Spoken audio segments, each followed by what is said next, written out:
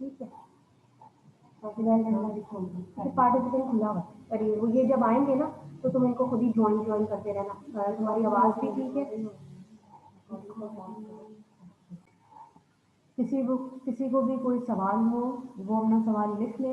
जिसको जहाँ पे पॉइंट समझ नहीं आ रहा वो एंड में मुझसे पूछ सकता है क्वेश्चन आंसर सेशन में। और उसके अलावा अगर किसी को कुछ पूछना हो या ऐसी कोई फॉर्म समझ नहीं आ रही है, कोई टर्म समझ नहीं आ रही है, मेरी आवाज़ ठीक नहीं आ रही, तो हिना या फिर कोई भी जिसको समझ नहीं आ रहा वो अपना माइक अनम्यूट करके मुझे बता सकता है और उसी वक्त अपना माइक म्यूट कर दे।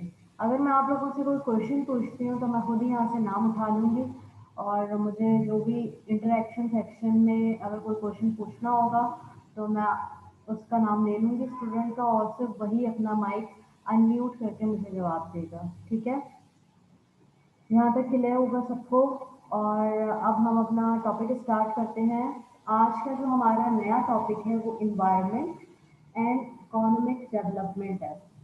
अब यहाँ पे दो टर्म्स आपने सुनी, एक इन्वायरमेंट और एक इकोनॉमिक डेवलपमेंट।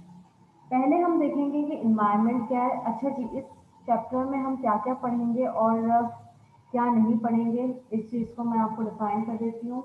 हम इन्वायरमेंट के बारे में पढ़ेंगे। सबसे पहले हम इंट्रोडक्शन में आपको इस टॉपिक का दूंगी। उसके बाद हम इन्वायरमेंट के बारे में पढ़ेंगे कि इन्वायरमेंट होता क्या है। आप लोगों ने बचपन से पढ़ा है कि एनवायरनमेंट क्या होता है, पोल्यूशन किस तरीके से हमारे एनवायरनमेंट को हार्म कर रही है। लेकिन हम इसमें कुछ स्पेसिफिक टर्म्स पढ़ेंगे जो कि प्रैक्टिकल मैनर में किस तरीके से बड़े स्केल पे इसका एनवायरनमेंट पे इसका असर जा रहा है। फंक्शंस ऑफ एनवायरनमेंट पढ़ेंगे। उसके बाद हम उसकी कैपेसिटी पढ़ेंगे कि हमारे एनवायरनमेंट के एब्जॉर्प्शन कैपेसिटी क्या है। ठीक है, उसके बाद मजीद आगे चलते हुए हम पढ़ेंगे फंक्शंस के बाद हम पढ़ेंगे इसमें कि ऐसे क्या वजूहात है जिसकी वजह से हमारा एनवायरनमेंट इतना डिग्रेड हो रहा है या इतना पोल्यूट हो रहा है या इतना ख़राब हो रहा है। फिर हम इसका बैलेंस पढ़ेंगे। उसमें हम टाइप ऑफ रिसोर्सेज पढ़ेंगे कि हमारी कौन कौन सी मेजर टाइप्स होती हैं एनवायरनमेंट की और वो हमें किस तरीके से मदद करती हैं, किस तरीके से हमें फ़ायदा पहुंचाती हैं। और जब वो चीज़ें उस मिकदार में या उस क्वांटिटी में ना मौजूद हों या जो बैलेंस इकोनॉमिक और इन्वायरमेंट के दरमियान होना चाहिए वो ना हो, तो क्या प्रॉब्लम्स खड़ी हो सकती हैं और क्या प्रॉब्लम्स खड़ी हो जाती हैं, जिसकी वजह से जो प्रॉब्लम्स आती हैं उनको डिस्कस करेंगे। अच्छा जी, यहाँ पे इसके अलावा हम रिलेशनशिप बिटवीन इकोनॉमिक और इन्वायरमेंट पढ़ेंगे कि इन दोनों टर्म्स के बीच में क्या रिलेशनशिप है और कितना अहम रिलेशनशिप है। ओके, हम अपना टॉपिक स्टार्ट करते हैं। सबसे पहले हम एनवायरनमेंट की बात करने से भी पहले हम एक इंट्रोडक्शन की बात कर लेते हैं। एक हम अपना वे बनाते हैं। वे हमारा क्या बनेगा, एक फ्रेमवर्क बनाते हैं, एक स्ट्रक्चर बनाते हैं ताकि हमें चीज़ें समझ आए। अब स्ट्रक्चर में हम ये बात कर सकते हैं कि हर इंसान जो इस दुनिया पे है, जो पैदा हुआ है या फिर कोई भी लिविंग थिंग, उसको कंजम्पशन की ज़रूरत है। Without consuming food, without consuming water, without consuming air हम जिंदा नहीं रह सकते। ये हमारी कुछ बेसिक नेसेसिटीज़ हैं जो कि हमें कुदरती तौर पे दी गई है और कुदरत ने ही ये हमें दी है पैदा करने के साथ साथ कि इंसान को किन किन चीज़ों की ज़रूरत पड़ेगी। इसमें अब इंसान ले लें और लिविंग थिंग्स ले लें, ठीक है, जितनी भी लिविंग थिंग्स है उन सबको पत्तों को भी पानी चाहिए होता है, पेड़ पौधे होते हैं उनको भी पानी चाहिए होता है, सनशाइन चाहिए होता है ताकि वो ग्रो कर सकें। जानवरों को भी घास फूस मांस मछली सब चाहिए होता है ताकि वो ग्रो कर सके। न्यूट्रिशन हर लिविंग थिंग को चाहिए। ठीक है, अब न्यूट्रिशन से सिर्फ ये बात नहीं आती कि हम विटामिन की या प्रोटीन की बात करें। न्यूट्रिशन मीन कि जो हमारी बेसिक नेसेसिटी है यहाँ पे वो हमें मिलनी चाहिए। लेट्स सपोज फॉर एग्जांपल ये दुनिया है, इसमें हम लोग सब यहाँ पे काम कर रहे हैं।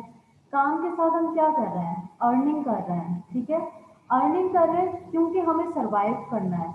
अगर हमारे पास फाइनेंस होगा तो हम अपना घर अच्छे से मेंटेन कर सकेंगे। हमारी इनकम आती है, हमारे पेरेंट्स हमारा घर चलाएं। लेट्स सपोज कि हमारे जो फादर हैं, वो हमारे अर्निंग पर्सन हैं, वही हमारा ब्रेड बटर लेके आते हैं, सही है। अब जो वो ब्रेड बटर लेके आ रहे हैं, अगर तो उनकी जॉब ना हो तो ये लाना बहुत मुश्किल है, हम सर्वाइव भी नहीं कर पाएंगे, हमारे पास उतना फाइनेंस नहीं होगा कि हम खा भी सकें कुछ। हमें खाने के लिए पैसा चाहिए, हमें घर में सफाई रखने के लिए पैसा चाहिए, हमें अपने दीगर कामों के लिए पैसा चाहिए। अगर आपको कपड़े खरीदने हैं तो भी वो आपको फ्री में नहीं मिलेंगे। मतलब हमारे इन्वायरमेंट के साथ, हमारी जिंदगियों के इन्वायरमेंट के साथ, या हमारी कंपल्सरी क्या जुड़ा है, इकोनॉमिक्स हमारे साथ जुड़ी हुई है हमारी जिंदगी के साथ। किस किस फेज पे, किस किस तरीके से, जो लोगों ने नया ज्वाइन किया है, अभी हमें ज्वाइन किया है, मैं उनके लिए बता देती हूँ कि हम नया टॉपिक अपना स्टार्ट कर चुके हैं, इन्वायरमेंट एंड इकोनॉमिक डेवलपमेंट, ठीक है। अच्छा जी, यहाँ तक तो हम लोगों ने बात कर ली। दुनिया में जितने भी लोग हैं, अगर उनको इन्वायरमेंट चाहिए, आपने देखा होगा बाजू का, जो स्लम्स एरिया में लोग रहते हैं वो इतना हाइजीन का ख्याल नहीं कर पाते, क्यों? उनके पास खाने को ही नहीं है, उनके पास खाने के लिए इतना पैसा नहीं है कि वो अपनी 2 वक्त की रोटी या 2 वक्त की भूख को पूरा कर सके। तो वो अपना इन्वायरमेंट कैसे सही करेंगे? Obviously not. लेकिन अगर हम आते हैं मिडिल क्लास पे, तो आपने देखा होगा वो अच्छा खा भी लेते हैं और घर भी साफ सुथरा रख लेते हैं। अगर हम उससे भी ज़्यादा अपर क्लास पे जाते हैं, डिफेंस के लोगों की बात करते हैं या एलीट क्लास की बात करते हैं, तो उनके घर पे उनका खाना पीना भी बहुत अच्छा है, और सफाई सुथराई के लिए नौकर चाकर हैं, गार्डन सेट किया हुआ है, माली उनको पानी दे रहा है। उन्होंने, उनके पास जो पैसे हैं, जो उनके पास फाइनेंस है, या फिर जो इकोनॉमिक्स उनके पास है, उसमें उन्होंने अपने एनवायरनमेंट को सेट कर लिया। Same goes with states. जब स्टेट्स, रियासतें काम करती हैं अपने इकोनॉमिक डेवलपमेंट के लिए, तो बहुत बार ऐसा होता है कि वो इन्वायरमेंट को निगलेक्ट कर देती हैं, क्योंकि उनको अपना इकोनॉमिक फ़ायदा नज़र आता है। इकोनॉमिक डेवलपमेंट, अगर आप अपना इन्वायरमेंट अच्छा करना चाहते हैं तो उसके लिए भी आपकी इकोनॉमी डेवलप होनी चाहिए, क्योंकि हर चीज़ को अच्छा करने के लिए भी, अगर आपको रोड की सफाई करवानी है, आप लेट्स सपोज फॉर एग्जांपल आप शारा फैसल की सफाई की मुहिम में लग गए, लेकिन शारा फैसल की सफाई कराने के लिए आप, ये तो नहीं हो सकता कि झाड़ू लेके लग जाए, आपको मशीन भी चाहिए होगी। अगर आप झाड़ू लेके लगेंगे तो शारा फैसल रोड तो बहुत लंबी है, आपका टाइम बहुत ज़्यादा ज़ाया होगा। कम वक्त में आपको अगर कुछ ज़्यादा अचीव करना है, तो उन मेथड्स के लिए आपके पास फाइनेंस, इकोनॉमी होना बहुत ज़रूरी है। अगर वो आपके लिए, आपके पास नहीं है, तो आप उस चीज़ को अचीव नहीं कर पाएंगे। इसी तरीके से हम लोग कहते हैं कि रोडों पे कचरा ना फेंको और गंदगी ना करो, क्योंकि इससे माहौल आलूदा होता है। लेकिन आप दूर दूर तक देखें, कहीं पे आपको डस्टबिन नज़र नहीं आता। तो ऑब्वियसली जब आपको डस्टबिन नज़र ही नहीं आ रहा, तो आप किस तरीके से अपना कचरा ऑब्वियसली कब तक कैरी करेंगे?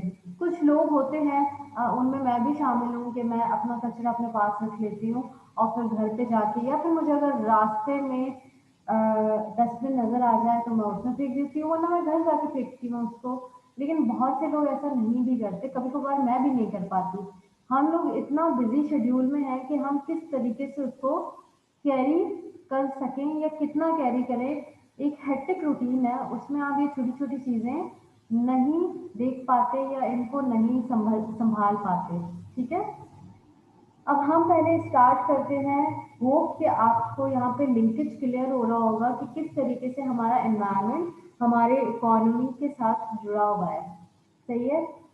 अब मजीद हम यहाँ पे बात करते हैं कि इन्वायरमेंट होता क्या है। क्या कोई भी मुझे ये बता सकता है कि आप लोग क्या समझते हैं कि इन्वायरमेंट क्या होता है?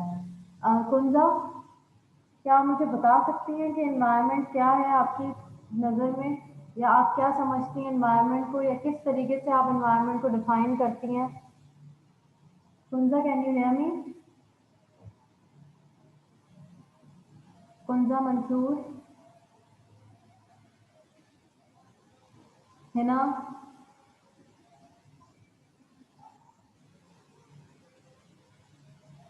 Tahreem, yes ma'am. आप बता सकती हैं कि एनवायरनमेंट क्या होता है? क्या समझती हैं आप, एनवायरनमेंट को किस तरीके से डिफाइन कर सकती हैं? ऑब्वियसली मैम हमारा माहौल वगैरह। माहौल वगैरह, उसके अलावा?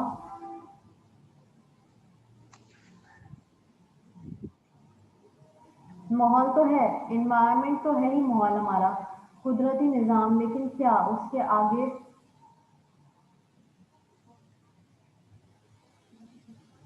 ये इंटरैक्टिव सेशन है, आप लोग सो रहे हैं क्या? मैम एनवायरनमेंट मतलब जहाँ एक सोसाइटी हो, लोग रहते हों, सरवाइव करते हो वहाँ पर। बिल्कुल, जहाँ एक सोसाइटी हो, लोग रहते हो, सर्वाइवल हो जो। आगे, नेक्स्ट, सही बता रहे हैं आप। आगे मैम जो हमारे सराउंडिंग में होता है, जो हमारे सराउंडिंग में पाया जाता है एनवायरनमेंट। जी, हमारा सराउंडिंग इन्वायरमेंट है। रोज सुबह होनी है, रोज बिल्कुल मैम। होनी है सुबह के बाद, रोज सूरज को ग्रुप और फ्लू होना है। ठीक है, ये हमारे एनवायरनमेंट का पार्ट है। रोज हवा चलनी है, लेकिन कभी सर्द हवा चलेगी, कभी गर्म हवा चलेगी। सर्दियों में सर्द हवा चलेगी और गर्मियों में गर्म हवा चलती है। कुदरत का निज़ाम है और ये हमारा इन्वायरमेंट में इंक्लूड है। तहरीम, आप भी अपना माइक अनम्यूट, सॉरी, म्यूट कर दें। इन्वायरमेंट की डेफिनेशन अगर मैं सिंपल डेफिनेशन यहाँ पे बोलूँ तो क्या होगी? इन्वायरमेंट की सिंपल डेफिनेशन मैं आप लोगों को बता रही हूँ, सुन लें गौर से। कि क्या है, लिखने की ज़रूरत नहीं है, आप लोगों को ये गूगल पे कहीं पे भी आराम से मिल जाएगी। The complex of physical, chemical and biotic factors that act upon an organism or an ecological community and ultimately determine its form and survival. वो सारे फिजिकल, केमिकल, बायोटिक फैक्टर्स जो कि इस दुनिया में मौजूद हैं, यहाँ पे लिविंग थिंग्स और नॉन लिविंग थिंग्स दोनों की बात हो रही है। When we talk about non living things in context of environment, तो यहाँ पे हम टेबल चेयर, वो जो हम लोगों ने बचपन में नॉन लिविंग थिंग पढ़ा था, उसकी बात नहीं कर रहे कि नॉन लिविंग थिंग में क्या आता है। भाई टेबल आती है, चेयर आती है, कंप्यूटर आता है कि अपनी जगह से हिल नहीं सकता। When you are talking about environment, non living things वो सारी चीजें हैं जो कि इंसान ने नहीं बनाई लेकिन कुदरत में शामिल है। हवा नॉन लिविंग थिंग है, हवा को जिंदा रखने के लिए कुछ चाहिए थोड़ी ना होता है, हवा तो कुदरती है, चलती है। पत्थर नॉन लिविंग थिंग है, पत्थर को चलाने के लिए, जिंदा रखने के लिए कुछ हो करना थोड़ी ना पड़ता है, वो कुदरती तौर पे मौजूद है। और उसके अलावा हम पानी की मिसाल दे सकते हैं, लकड़ी की मिसाल दे सकते हैं, कोल की मिसाल दे सकते हैं, सोने की मिसाल दे सकते हैं। ये सारी नॉन लिविंग थिंग्स हैं, लेकिन ये सारे हमारे इन्वायरमेंटल रिसोर्सेज हैं जो कि हमें किसी ने बना के नहीं दिए, बल्कि ये हमें कुदरत से मिले हैं, इन्वायरमेंट से मिले हैं। इन्वायरमेंट में सारे प्लैनेट्स, इन्वायरमेंट में सारी यूनिवर्स, इस दुनिया में, इस कुल कायनात में जितनी भी चीज़ें हैं जो कुदरत ने बनाई हैं, वो सब इन्वायरमेंट में शामिल हैं। चाहे वो सोलर सिस्टम हो, चाहे वो यूनिवर्सेस हो, चाहे वो गैलेक्सीज हो, चाहे वो स्पेस हो, चाहे वो सन हो, चाहे वो मून हो, आप किसी की भी बात करें, ये सारी चीज़ें हमारी इन्वायरमेंट में शामिल हैं। अच्छा जी, इन्वायरमेंट दो तरीके के होते हैं, मैंने अभी आपको बता दिया। एक तरीका तो मैंने आपको बता दिया कि ऐसी चीज़ें जो कि इंसान ने ना बनाई हो, कुदरती तौर पे हमारे पास मौजूद हो, जो कि नॉन लिविंग थिंग्स कहती है, जिसको हम नॉन बायोटिक या अबायोटिक कहते हैं।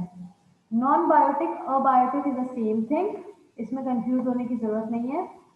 और दूसरी कौन सी चीज़ें, दूसरी जो शिनाख्त होती है वो लिविंग थिंग होता है। लिविंग थिंग में सारे चरिंद परिंद, इंसान, पेड़ पौधे, पत्ते जो सांस ले सकते हैं और जो हम लिविंग थिंग में काउंट करते हैं, उनको हम बायोटिक सोर्सेस कहते हैं। ठीक है, ये हमारे पास एनवायरनमेंट ने दो किस्म के रिसोर्सेज दिए हुए हैं, जिसमें एक है बायोटिक और दूसरा है नॉन बायोटिक। बायोटिक हमने समझ लिया living thing, all living organism, और नॉन बायोटिक में हमने समझ लिया कि नॉन लिविंग थिंग हवा, वाटर, स्टोन, लकड़ियाँ, कोल, सोना, कॉपर, ये सारे हमारे नॉन लिविंग या फिर नॉन बायोटिक रिसोर्सेज हो जाते हैं। अच्छा जी, अब हम आते हैं फंक्शंस पे। फंक्शंस क्या होते हैं एनवायरनमेंट के? कोई मुझे बता सकता है आप में से कि क्या फंक्शन होता है एनवायरनमेंट का? एनवायरनमेंट का रोल क्या है? What is the role of environment? How can environment supposed to do things for us?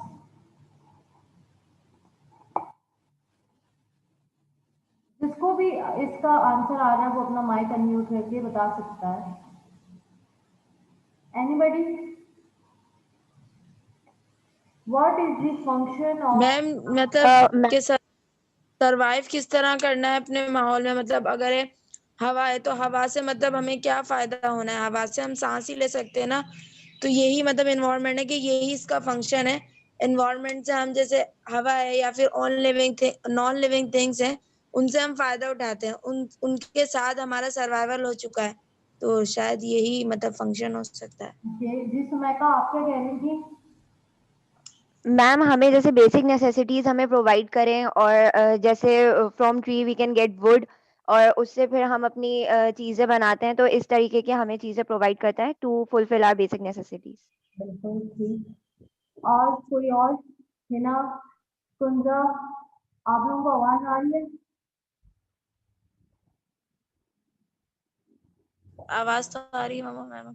नहीं, जिनसे पूछ रही हूँ उनको क्यों नहीं आ रही? Hina, okay ma'am. क्या are you there? Yes ma'am, हमें आवाज आ रही है। Yes miss. तो बोल क्यों नहीं रही? मैं आप लोगों को सवाल पूछ रही हूँ। आप लोगों को नहीं मिस आप मिस बहुत हल्की आवाज आ रही है आपकी। तो बेटा आप लोग बोल ही नहीं रहे। अब ठीक है?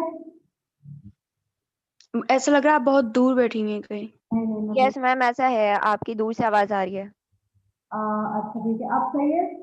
इससे ज्यादा अगर मैं तेज सीखूंगी तो मेरे ख्याल से बहुत ही ज्यादा तेज हो जाएगा। मैम वैसी वैसी है। वैसे है।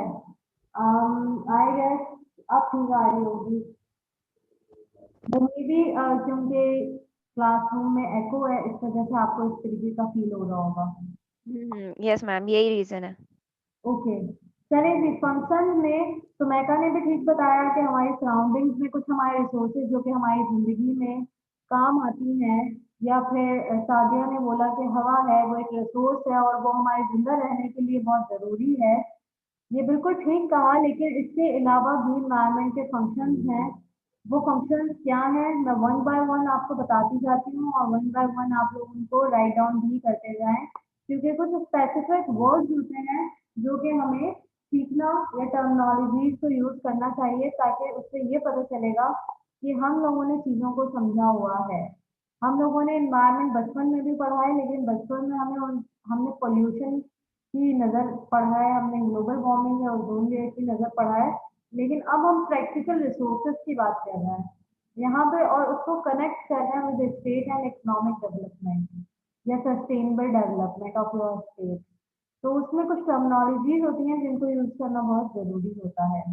पहला रोल या पहला फंक्शन है एनवायरनमेंट का, सप्लाई रिसोर्सेज। हमारा एनवायरनमेंट हमें रिसोर्सेज सप्लाई करता है। अब उस रिसोर्सेज में बात आती है क्या, रिसोर्सेज वो नॉन लिविंग भी हो सकते हैं और लिविंग भी हो सकते हैं। किस तरीके से बायोटिक रिसोर्सेज भी हो सकते हैं और अबायोटिक रिसोर्सेज भी हो सकते हैं। हमारे लिए बहुत ज़रूरी है कि हवा चले, क्योंकि हम अपना ऑक्सीजन नहीं ले सकते, ठीक है। अगर हवा नहीं चलेगी हमारा दम घुटना स्टार्ट हो जाएगा, सफोकेशन इतनी बढ़ जाएगी कि हम सांस ही नहीं ले पाएंगे। पानी अगर हमें साफ पीने का नहीं मिलेगा हम फिर भी सर्वाइव नहीं कर सकते। These are the basic necessities which we have in our life so we can survive, ठीक है। अगर ये हमारे पास नहीं है तो हमारा सर्वाइवल मुश्किल है। इसके अलावा आपने देखा होगा कि हमें इन्वायरमेंट इंडिकेट करता है जब वो हमारी रिसोर्सेज को तैयार कर लेता है। किस तरीके से इंडिकेट करता है? फॉर एग्जाम्पल कि एक एप्पल है, वो एक पेड़ पे लटका हुआ है, सेब, ठीक है। आपने देखा होगा जब सेब उगना स्टार्ट होता है या वो बनना शुरू होता है या वो अपनी फॉर्म में या प्रोसेस ऑफ जनरेशन में आता है, तो वो बिल्कुल पेड़ पत्तों जैसा ही उसका कलर होता है। लेकिन वो जैसे ही बन जाता है तो वो आपको अलग से दिख रहा होता है पेड़ पे लगा हुआ, ठीक है। वो रेड कलर का भी होता है, वो लाइट ग्रीन कलर का भी होता है, लेकिन वो आपको अलग से उसका एक शेप दिख रहा होता है, एक कलर दिख रहा होता है। वहाँ आपको एनवायरनमेंट इंडिकेट करता है कि ये रिसोर्सेज अब आपकी इस्तेमाल के लिए सही या बन चुका है, या अब आप इस रिसोर्स को इस्तेमाल कर सकते हैं, ठीक है। इसी तरीके से और बहुत सारी चीज़ें हैं जो बनती हैं, जनरेट होती हैं और हमें उसकी अलामत इन्वायरमेंट वक्त ब वक्त दे देता है। बहुत आपने देखा होगा सेब जब वो पूरी तरीके से बन जाता है या नारियल पूरी तरीके से बन जाते हैं तो वो अपने पेड़ से गिरने लगते हैं। ऑब्वियसली जो चीज़ बन गई होगी उसके बाद वो अपनी रूट से जुड़ी नहीं रहेगी क्योंकि उसको मज़ीद ग्रो करने की कोई नीड नहीं है। ये कुदरत का इन्वायरमेंट में कुदरत का एक निज़ाम है कि एक चीज़ जब जनरेट अपना प्रोसेस ऑफ जनरेशन कंप्लीट कर लेगी तो वो खुद ब खुद अ, उस प्रोसेस से हट जाएगी। नारियल पक जाता है, वो गिर जाता है वहाँ से, ठीक है? केले आपने देखे होंगे बिल्कुल ग्रीन फॉर्म में होते हैं, उसके बाद जैसे-जैसे वो पकने स्टार्ट होते हैं, वो येलोइश होते चले जाते हैं और हमें इंडिकेशन मिल जाता है कि भाई ये पका हुआ केला है और ये कच्चा केला है। हम आइडेंटिफाई किस तरीके से कर पाते हैं?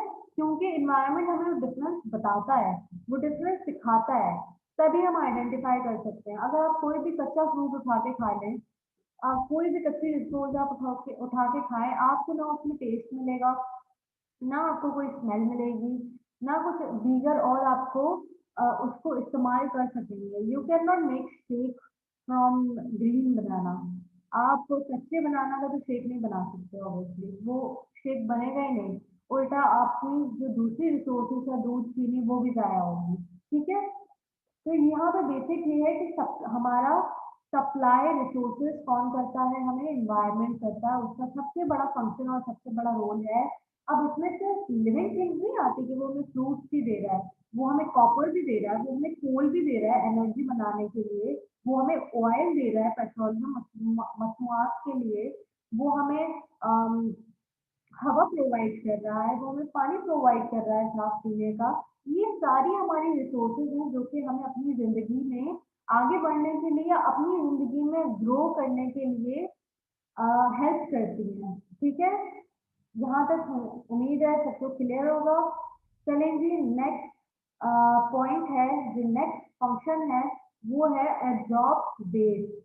हमारा एनवायरनमेंट क्या करता है? हमारा वेस्ट एब्जॉर्ब करता है।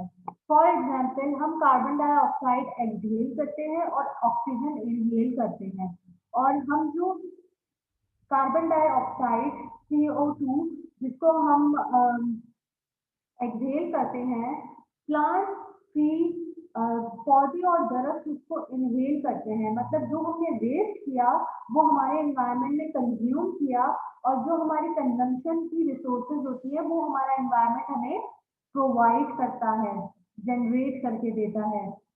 आपको ये तो बेसिक पता ही होगा कि जो पेड़ होते हैं वो ऑक्सीजन एक्सहेल करते हैं और कार्बन डाइऑक्साइड इनहेल करते हैं। इसको ये एक बहुत छोटी, बहुत सिंपल, बहुत बेसिक मिसाल है एब्जॉर्प्शन ऑफ वेस्ट की, कि किस तरीके से हमारा एनवायरनमेंट हमारा वेस्ट कैरी करता है या हमारा वेस्ट ऑब्जर्व करता है। इसके बाद अगर आप बड़े पैमाने पे चले जाएँ, हमारी इंडस्ट्रीज होती हैं, इंडस्ट्रीज का धुआं, जो हमारी गैसेस होती हैं, ग्रीन इमिशन गैसेस जिनको हम बोलते हैं, मीथेन, कार्बन डाइऑक्साइड और दीगर और क्या कहते हैं, ये जो गैसेस होती हैं उनको भी एब्जॉर्ब करता है ताकि हमें एक अच्छा एनवायरनमेंट मिल सके। अगर एनवायरनमेंट ये सारी वेस्ट को एब्जॉर्ब ना करे तो हमारा एनवायरनमेंट इतना पोल्यूट हो जाएगा, इतना पोल्यूट हो जाएगा कि हम उसमें ज़िंदा रह ही नहीं सकते। हमें साफ हवा नहीं मिल सकेगी, हमें साफ पानी नहीं मिल सकेगा, पोल्यूशन इतना बढ़ जाएगा, इतना बढ़ जाएगा कि हम उसको कंसिस्ट कर ही नहीं पाएँगे, ठीक है? चलें जी, मिस नेक्स्ट फंक्शन क्या बताया? जी, सेकंड फंक्शन आपने क्या बताया था? दूसरा फंक्शन, पहला फंक्शन था सप्लाई रिसोर्सेज, दूसरा फंक्शन है हमारा एब्जॉर्ब वेस्ट, वेस्ट को एब्जॉर्ब करता है।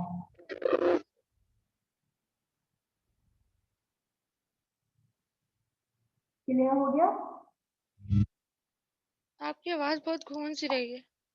वो बेटा एको क्योंकि शायद रूम में बहुत ज़्यादा है, इस वजह से मेरी आवाज़ इस तरीके से आप लोगों को लग रही है। अच्छा जी, हम अपने थर्ड फंक्शन की तरफ चलते हैं। थर्ड फंक्शन हमारा है सस्टेन लाइफ। लाइफ को किस तरीके से सस्टेन करते हैं हम, हमारी इन्वायरमेंट हमें सारी देखें, जितने भी फंक्शंस या रोल्स हैं वो सारे एक दूसरे से कनेक्टेड हैं, एक दूसरे से जुड़े हुए हैं, सही है। तभी वो, अच्छा अगर ये मीटिंग खुद ब खुद एंड हो जाएगी तो डोंट वरी, मैं आप लोगों को फिर से सेंड कर लूंगी मीटिंग लिंक और आप उसको ज्वाइन कर सकते हैं, ठीक है। ठीक है, सस्टेन लाइफ की हम बात कर रहे थे। देखें, सबसे पहले तो ये बता दूं कि हर फंक्शन दूसरे फंक्शन के साथ जुड़ा है, हर एक पहला फंक्शन दूसरे के साथ जुड़ा है तो दूसरा तीसरे के साथ जुड़ा है, ठीक है। किरत आप कुछ कहना चाह रही हो?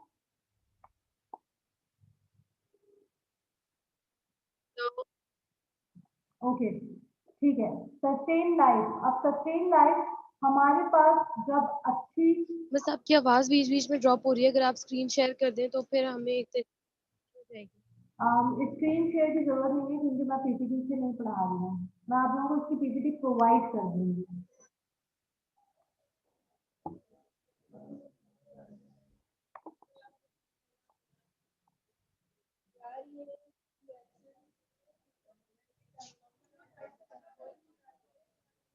जी, सस्टेन लाइफ की हम बात कर रहे थे। हमारा एनवायरनमेंट हमें एक साफ हवा, साफ पानी, साफ रिसोर्सेज और यूजफुल रिसोर्सेज और हाइजीन के साथ हमें जब प्रोवाइड करता है तभी हम अपनी लाइफ को सस्टेन कर पाते हैं। मैंने आपको पहले बताया, जब एब्जॉर्ब रेट की हम लोगों ने बात की, सेकेंड पॉइंट की, कि अगर हमारा एनवायरनमेंट कि ये रोल या ये फंक्शन नहीं होता कि वो वेस्ट को एब्जॉर्ब कर सके तो हमें ना साफ पीने को पानी मिलता और ना साफ हवा मिलती। और अगर हमें साफ पीने को पानी और हवा मिलता ही नहीं तो हम अपने लाइफ को सस्टेन नहीं कर पाते। क्योंकि एनवायरनमेंट हमारे साथ साथ हमारी लाइफ में कंट्रीब्यूट कर रहा है तभी हम अपनी लाइफ को सस्टेन कर पा रहे हैं, तभी हम जिंदा हैं। अदरवाइज इन रिसोर्सेज के अलावा हम जिंदा नहीं रह सकते। कुदरत ने ये निज़ाम बनाया है कि उसने कुछ बेसिक नेसेसिटीज और कुछ बेसिक रिसोर्सेज बना दिए हैं। आपने देखा होगा समटाइम के कुछ फ्लैट्स ऐसे होते हैं, कुछ कुछ फ्लैट्स ऐसे होते हैं या कुछ जगहें ऐसी होती है जहाँ पे सफोकेशन बहुत ज़्यादा हो जाती है। क्यों?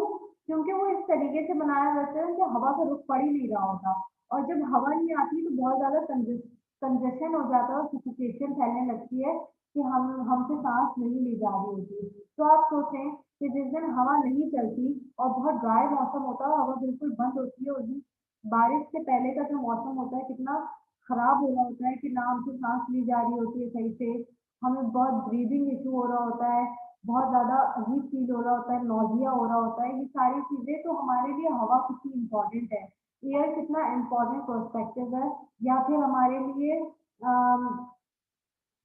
दूसरी दीगर रिसोर्सेज हैं वो कितनी इम्पोर्टेंट है अपनी लाइफ को सस्टेन करने के लिए। इसी तरीके से जब हम बात करेंगे 4 पॉइंट की, जो कि quality of life, enhance quality of life, हमारा जो इन्वायरमेंट है वो हमारी जो लाइफ की क्वालिटी को है वो उसको भी इन्हांस करता है, बढ़ाता है। किस तरीके से बढ़ाता है? आपके पास अच्छा रिसोर्स मौजूद है, आपके पास अच्छा फाइनेंस मौजूद है तो आप अपने इन्वायरमेंट को ज़्यादा बेहतर कर सकते हैं। और आपने देखा होगा अक्सर लोगों ने अपने जो घर होते हैं उनके बाहर थोड़ा-सा उनका गार्डन एरिया होता है, वहाँ पे डिफरेंट किस्म के चेयर्स, मैं स्क्रीन शेयर नहीं कर सकती, I don't have PPTs now, मैं आपको नोट्स से ही पढ़ा रही हूँ और उसी से ही मैं आपको पॉइंट्स बता रही हूँ। तो स्क्रीन शेयर का कोई फ़ायदा नहीं है, मैं आप लोगों को पीपीटी से नहीं पढ़ा रही।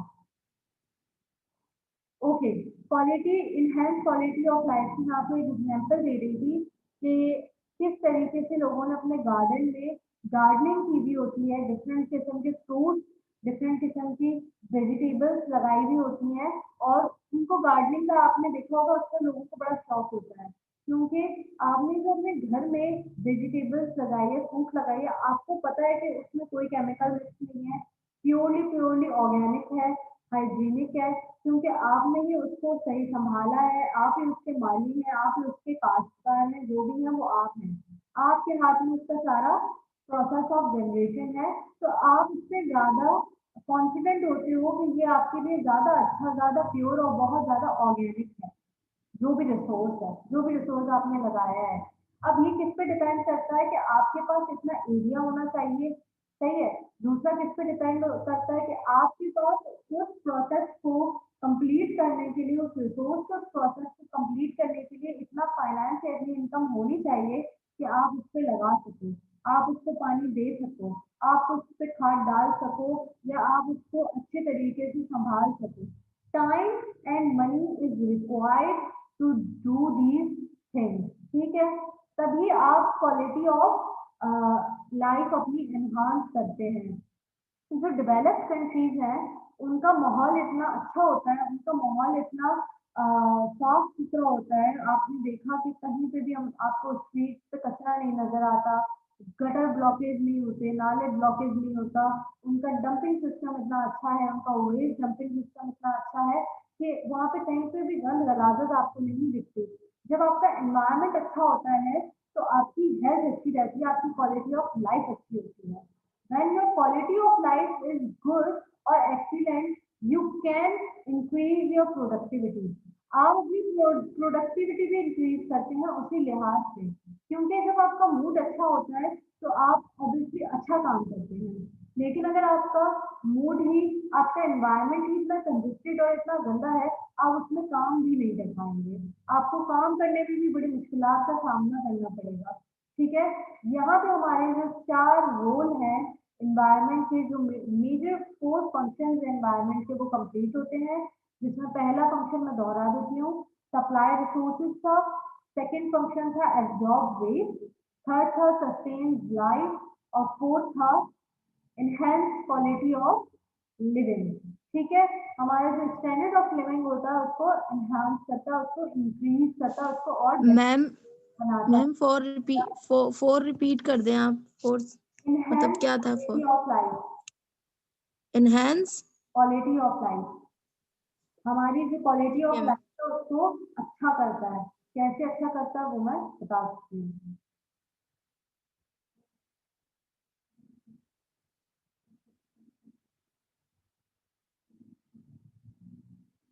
अच्छा जी, इसके अलावा आगे बढ़ते हैं।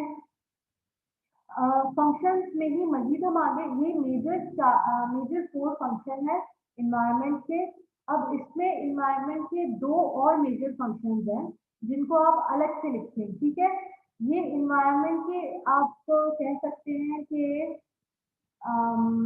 ये उनकी कैपेसिटीज हैं, तो आप इनको कैपेसिटीज की हेडिंग डालें और उसके अंडर लिखें, ठीक है।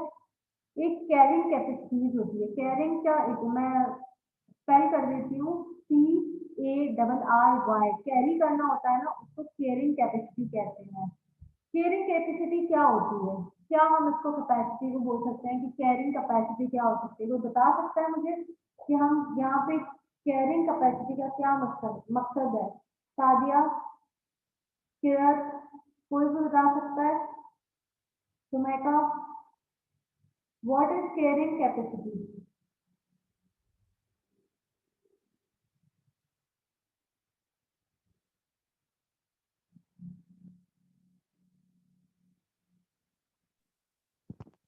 मैम मे बी कि जो हमारी बेसिक नेसेसिटीज को फुलफिल करने के लिए जो कैपेसिटीज अपने अंदर कैरी करता है, may be that is carrying capacities. Okay, anyone?